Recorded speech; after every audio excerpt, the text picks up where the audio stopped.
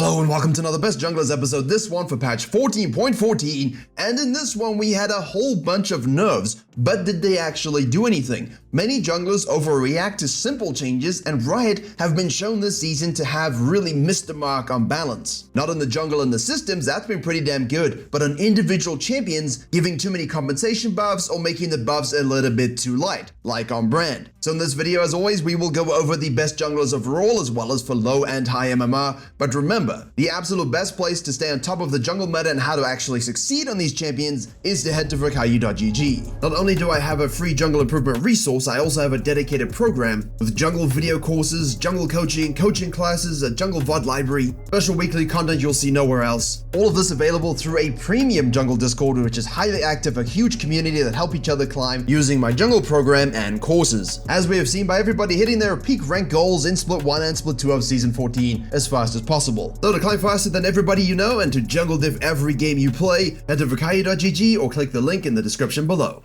Alright, first on the S tier page is Virkayu because he has still been the best jungler in the game in terms of overall execution. There have been better farmers, there have been better gankers. But when you fuse all of the jungle skills you require to climb and you want to put them in a single champion that does them all very well to great, then Virkayu is the way to go. Now, because they're actually changing a lot of junglers around him and they're changing other systems around him, Virkayu just sits there consistently going, well, I guess this is my kingdom. It's not quite the ruination, but you know what? I'll take it. I feel like people actually sleep quite heavily on this champion because they try wacky builds that make no sense, instead of just going for your very stereotypical crack and rush into whether or not you want Sundered Sky or Trinity Force, into Asterix Gauge and such things. It's really simple to keep him simple. And if you have great jungling, understand flow, get your level 6 quickly, get those grubs under control, the snowball is always there for you. But if bad things happen, then the resets are always there for you. King of the jungle once more, it's Virkayu. Followed up by what most people will disagree with, Kha'Zix. Although I don't know why you would disagree with it. High ban rate, high pick rate, high win rate, a lot of diversity in terms of where you want to slot in your itemization, profanes, opportunities, ghost blades, Serylda's grudges. Yeah, the Q evolve just makes the most sense for farming an objective of monsters, specifically if you love the profane Hydra tech, although there are some maniacs running around doing R evolve and, actually getting those passive resets more frequently by forcing fights more frequently. But remember, when there's a lot of ADCs running around that are squishy, yeah, they do a lot of damage, you need to play an assassin to kill them. And because we're seeing a lot of 3 ADC comps, then what exactly is stopping you from maybe slapping in an E-evolve in your pathway and actually getting in and out really quickly, just killing ADCs? When you have a strong range ADC meta, it means a lot of assassins that can kill them typically are more powerful. Now you also need tanks to kind of peel those assassins, but it's solo queue. People don't do that. Play Kha'Zix, play it smart, play it snowball just like Virkayu, control the map, and then pounce and win. Now I have been seeing some people say, look, Lilia was hard hit, nerfed, gutted, ruined. And then I go back into the patch notes and I'm like, well, the healing on the first target is still 100%. Success of champions was nerfed by a decent amount, but her passive is still outrageous. Her percentage damage, her true damage, her sweet spot damage, her sleep, all of these are still outrageous. Most of the time, a good Lilia is killing you long before this healing issue becomes a problem. I said 2 years ago when they put in the healing, and you can go check all of the Lilia videos I've made, I said consistently they need to either remove this or severely gut it. They have not severely gutted it, and it is still quite strong. Yes, they nerfed the damage on Swirl Seed, but most people were missing that anyway. Most of the time, that is not the biggest factor when a Lilia is going to kill you. It's also the one part of her kit that's actually a bit more skillful, so that's kind of funny. Which means most people, because she isn't exactly the most difficult thing to play, are not really missing out when they nerf the skillful aspect, when all of her power is in the unskillful aspect. Long story short, the healing nerf did impact her. The nerf to the damage E did impact her, but she still has a ridiculous amount of damage and healing in her kit and is still a great meta for her.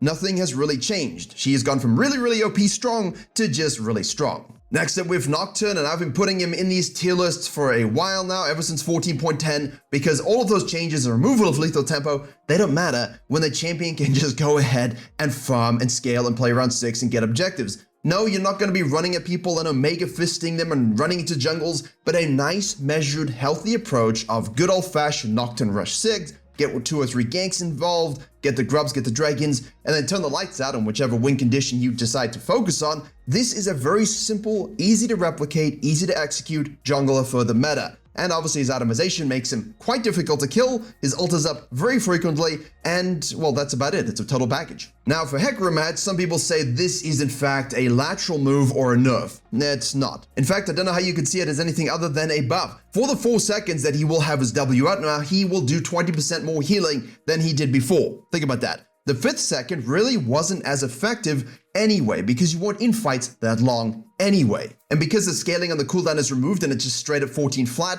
some people were saying, well, why don't we max E second now, because that has cooldown scaling? No, you're still not going to be maxing E second. Max W second. It has a 4.5% higher win rate. You've got a build that has literally everything you could ever want at a low cost in Eclipse, Black Cleaver, and Zeeks. And you've got a meta that allows you to really thrive and ramp up those level 8, level 9, level 10 camp sequencing moments in the mid game. This is a champion that was already strong. The best Hecarim in the world, Chasik, got rank 1 on the Korean server long before this buff came through, and now they buffed him. Think about what that means for the power of the pony. It is exemplary. And now they've gone ahead and nerfed Brand, much like with the Lilia, people are overreacting, thinking, okay, well, they're gonna nerf his E, that's it. The E isn't the problem. I mean, it is a problem in lane, it is a problem a little bit in the jungle, but it's not really the thing that is the core issue, and I cannot believe Riot Games don't know what it is. Their inability to balance certain champions has been very concerning over the last 12 months. Briar is one of those that come to mind. Of course, they managed to get there, but it took about 25 patches and 25 nerfs and compensation buffs. Brand has been a problem ever since they made his passive tick more frequently.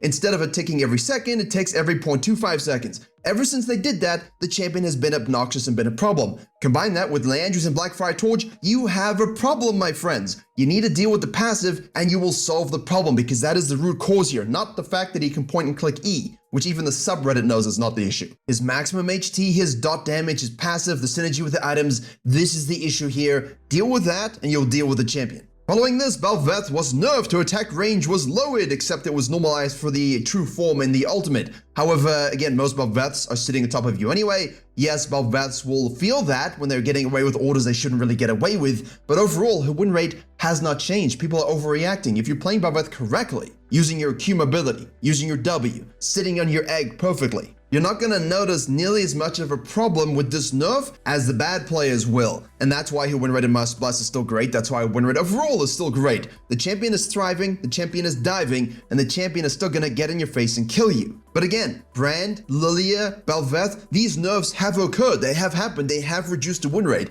just not by enough to take them out of the S tier page. And that's really all we're saying here. Following this, we have Shyvana, who I made a video about many months ago saying, guys, go hybrid, go Shojin, go Pen Boots, and then go into Leandris. This will give you an amazing hybridization build that maximizes all of her spells. And of course, what happened then? Then 14.10 came around and said, hey guys, a lot more experience for you to farm. Also Faded Ashes on Leandris. So Shyvana mains were like, well, that sounds pretty good. I think I'm gonna go ahead and do that. And slowly but surely, the champs around her were nerfed, the meta was changed, and all of a sudden she just keeps getting stronger and stronger and stronger, because even some of these nerfs that I mentioned, didn't take them out of the S tier page, they still lowered champion's power. And Shyvana's power compared to that just goes up and up and up. However, here's the new juice. You go Fleet Footwork, it gives you way more sustain and mobility around the map. Of course, great for fighting as well in metas like this. Also, now we have the Haste plus Cutdown, which means the damage he has up front is unparalleled in terms of power. You take these new updated runes with perhaps, a jack of all trades to go with all of the stats you're building. You have amazing items that have been good for the entire of Season 14. You're looking at a champion that is absolutely hidden OP.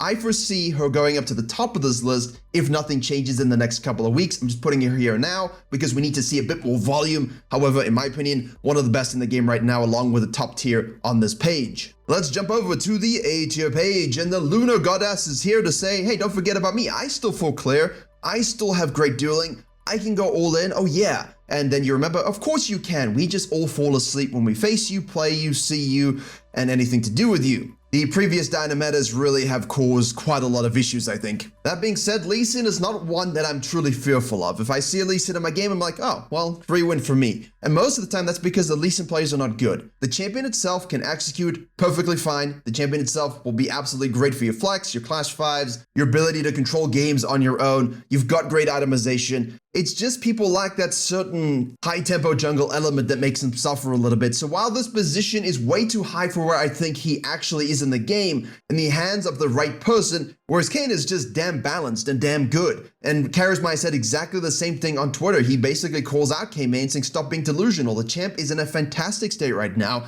The issue with him is with you, your itemization, how you play, how you path. And 100% I agree. I've been saying that for months as well, and people were flaming me for keeping Kane on these lists. He's fine, guys. Choose the right form, choose the right itemization, and you're gonna dominate the game. It is a great meta for him. Enough skirmishing to get orbs early, a lot of experience to farm a little bit more, and you become 2.5 champions later on where you just decimate everybody. What more do you want? Graves mains are the interesting one because I don't necessarily, again, fear the Graves that much. However, when there's a Smurf Graves and I'm doing coaching, he runs over everybody. And that's because, again, much like Lee Sin, the power is in the pilot skill issue, but if you synergize pilot skill with the champion, both of them will absolutely dominate. Now, of course, Graves is better into these AD-focused matchups because of the True Grit passive buff last patch, but has always looked to be the smooth map control operator. Counter jungle here, a few objectives there, a couple suppressive ganks there, rotate, pick up a few kills with your ult here. The champion provides all. Much like Shaker, who provides all of the psychosis you could need in AP and AD varieties. Yes, he could in theory be higher here, but it's a lot of one-tricks and mains that are playing this, not your casual guy that's going to show up and pick it and succeed. But if you want to farm a little bit more in that mid to late game phase, or the late early game phase rather,